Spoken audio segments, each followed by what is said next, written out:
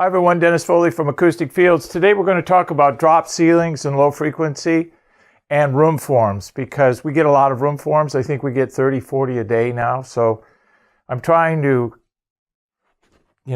minimize the effort that you have to put in on your end, so it minimizes the time I have to spend on my end. So drop ceilings are a big issue for people. They kind of confuse the dimensions that they need to enter into the room form. So let's realize that a drop ceiling is mainly cosmetic when it comes to low frequencies. It's usually hiding something, conduits for electrical, ductwork for refrigeration and things like that. So it's really cosmetic, and it's not the real structure that we need to look at, especially in low frequencies. We look at the most dense structure that we can, because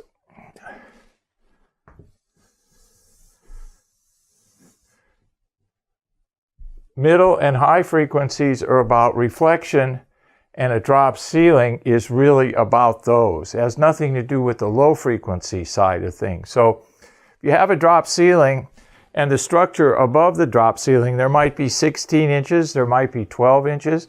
So we really need to look at what the drop ceiling is doing and what it's impacting, and we really need in our width and height and length dimensions to get to the most dense surface that we can. So everything less than 100 cycles is going to be impacted by density.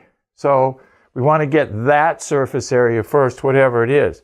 So on the room form, it's good to note that you have a drop ceiling in it, but try to find the highest point in the ceiling that has the greatest density, because that's the dimension we're going to use when we calculate low frequency issues in your room. And floor to ceiling low frequency issues are the most powerful. So it's critical that we have good numbers to work with, because if we have exact numbers, that means less money you have to spend on treatment.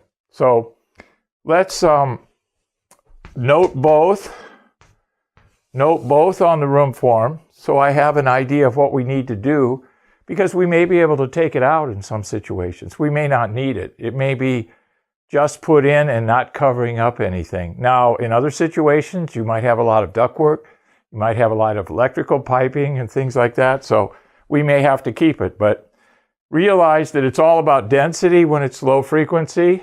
I always say that a drop ceiling is like a feather to a low frequency energy wave, and it is, because it goes right through it. So let's be cognizant of the space above the drop ceiling. Note that we have one, but give me the actual dimension when you fill out the form that gets to the most dense structure. Thank you. Thank you for watching this video, and if you liked it, please give us a thumbs up. We also have a newsletter that you can subscribe to, so please do that, because we offer special price discounts to only those on our newsletter. And then don't forget about our forum. We have started a forum on our own website where people ask questions, and I usually get a chance every couple days to look at it. There's an interchange between people on the forum, and we'll give you real answers on a regular basis, so that'll help you. Thank you.